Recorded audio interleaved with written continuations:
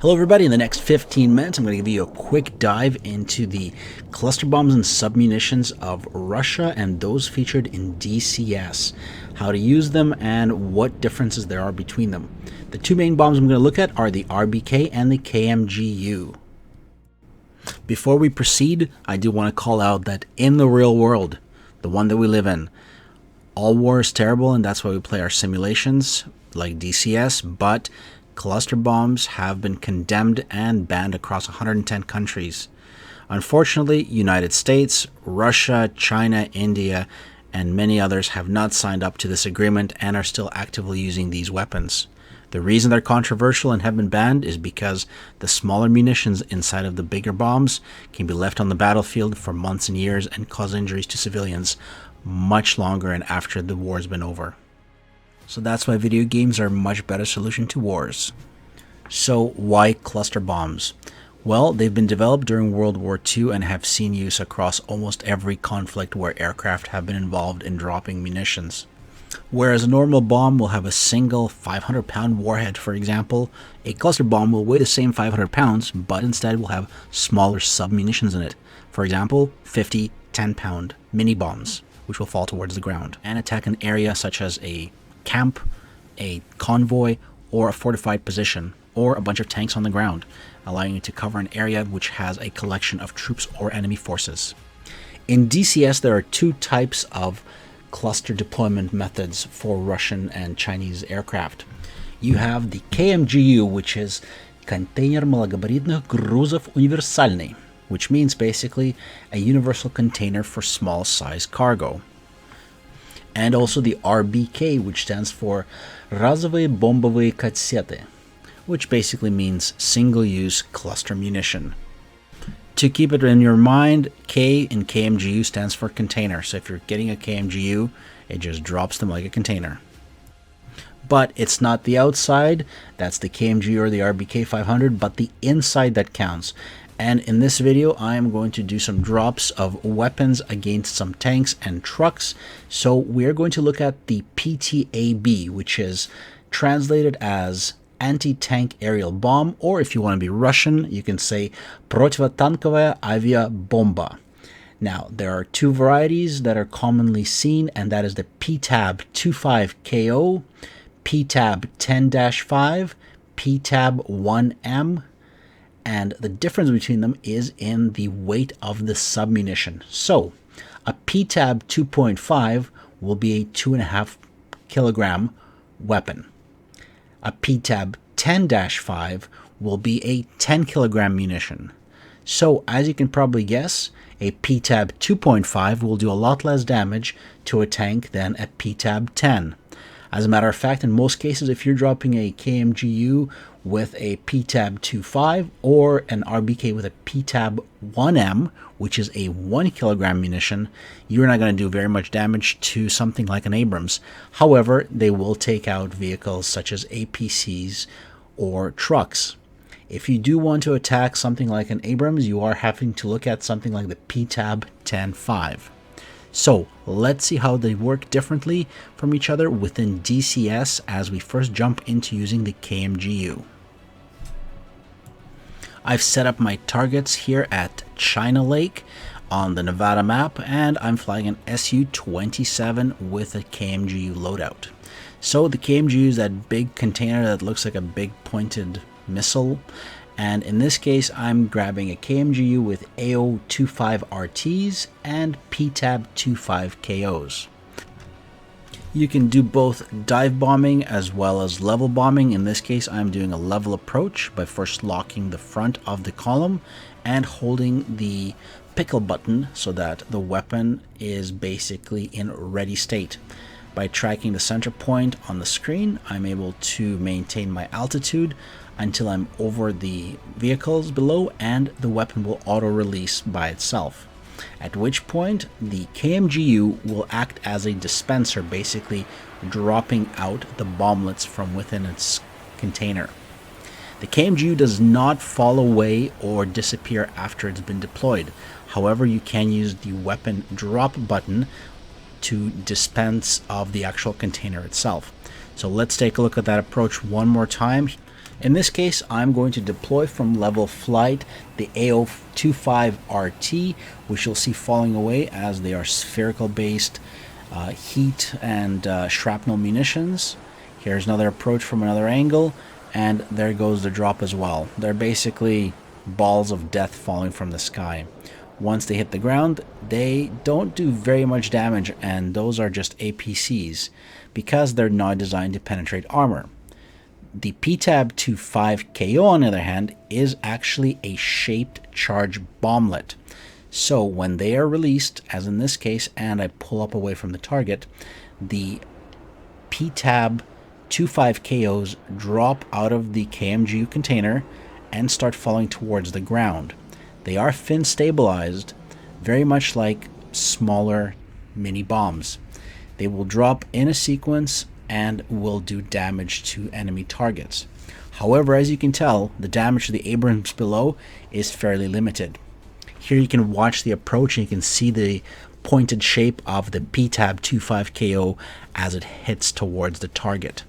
Each one of those is basically a small 2.5 kilogram shaped charge that in theory can penetrate up to 300 millimeters of armor on a vehicle. However, what you can do to a tank, you can easily do to a truck. Tanks had barely any damage to them, but a column of trucks against a PTAB 2.5KO are completely demolished. Most of those trucks are either destroyed or out of commission. And that is the difference between the weight of the munition and the type of the munition. The AO-25RT is useless against vehicles. However, the 25KO can be used against softer targets such as APCs or trucks. And here it's another example. You can see the 25KOs coming down, and they're actually fin stabilized, so the shape charge is pointing towards the target down below as they pretty much destroy everything around them. I don't know if the animation is accurate because these would be shaped charges. I don't think there would be this much smoke and sparks flying up. I think that could be improved, but realistically, this is what would happen when you have a swarm of shaped charges falling from the sky against a target such as a truck. Now, I am going to approach here and do one more run, but I have changed out my loadout. Now the 2.5KOs are inside of an RBK-500. But this is a very different thing that happens here. Here there's the 2.5KOs, and we're actually able to watch the swarm of the bomblets as they head towards the tanks. You'll see something very different here though. The 2.5KOs, when dropped out of an RBK-500 bomb instead of a KMGU dispenser, are dropping in a focused fashion. They're not doing a strip along the ground like the KMGU does, but they did quite a bit more damage to the Abrams because more of them hit on target in a central area. So in this case, we're switching over to the RBK-500s that you just saw deployed, and I'm going to be using the RBK-10-5 submunition. So RBK-500 PTAB 10-5. The 10-5 is the preferred submunition to be used against harder targets such as tanks and other armored vehicles which do have a level of armor. However, there are less of them inside of each bomb. So once again, heading down towards the target, hold the pickle once it's locked, keeping the central point of the HUD in the circle. The bomb gets auto-released, in this case 4 bombs, and you'll see the difference. So before we were dropping them out of KMGUs, which were 2 or 3 containers, here we have 4 RBK-500s. Again, on approach, you could dive bomb with this munition, but it's not my favorite way to go because of what happens. And you saw this in a previous moment there with the 2.5KOs. In this case, it's the 10-5s inside of these. First detonation, this is to separate the front of the container. Second detonation, that is to separate the individual bomblets from the carrier. And now we have a swarm of PTAB 10-5s on their way towards the ground targets. Is there a difference about the altitude of the drop? Yes. If you are too low, the first and second separation will not happen, and you will not do any damage to your target.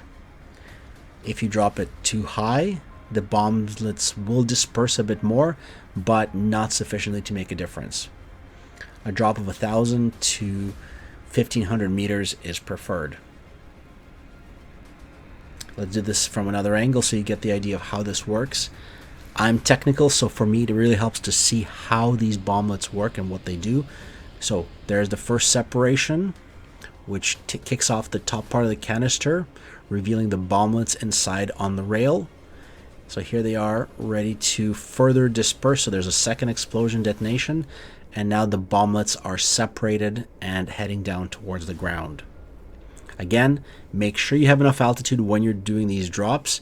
I do not recommend doing dive bomb missions with this weapon because you need a lot of clearance for the weapon to actually separate. Level flight at least 1,000 meters. You can go a little bit lower as well, but I would say usually about 1,000 meters for me is what I prefer to do a drop. So that's 3,000 feet for those who are using imperial measurements for some reason on a Russian plane. Now, as you can see, the containers are left behind and the bomblets are on their way down towards the ground. There is definitely a consistent swarm of them. They do not leave that long horizontal strip along the ground of death and destruction. Rather, they form almost a circle or an oval when they hit the ground.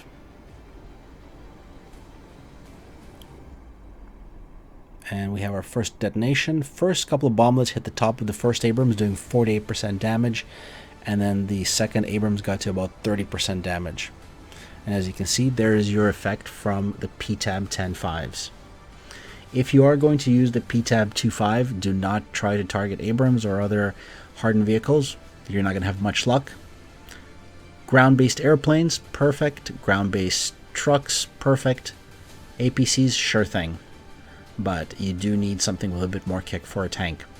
As you can see here, the first PTAB hit the tank in the turret area, and that tank is out of commission, and the rest of them hit the second tank. You do not get that wide area of effect, so realistically I would not pack more than 2 PTAB 500s since they will drop at the same time. There is a bug within DCS which will prevent you from dropping your PTAB 500s individually. I have not been able to do it. If you have been, let me know in the comment. So then the obvious question is, will it going higher and releasing the bomb at a higher altitude allow you to expand the radius of your death and destruction below? No. So here I've climbed to 3,900 meters, dropped the PTABs, and they separated just like they should. Looks like at a much higher altitude, definitely a much higher altitude, but despite that, they actually still formed a circle with about the same radius, so not much of a difference. Now, you can also do a dive run with a RBK. The only problem with doing a dive with an RBK is that if you release it too late, your RBK will not separate and the PTABs will not come out of the container and separate, which means that they will do no damage whatsoever. In theory, if they were probably to hit the ground all at the same time in the real world, they would probably set off one heck of an explosion, but in DCS, not really. Despite the fact that there is explosives inside of each PTAB, here I've got the 2 bombs going down, I've dropped them, I'm in the dive. Somehow I get in front of the bombs, probably because I was giving it a little bit of gas here. Thank goodness I got out of the way. But the PTABs do not properly separate out of the weapon and do not disperse. If they had dispersed, those trucks would have been goners, but because I dropped the bomb too low, the actual individual munitions did not separate. And as a result, no kill, no joy, no fun. So there is your video. Let me know in the comments if you've had weird bugs with this weapon as well. Hopefully you like this video, give it a thumbs up, and subscribe, of course.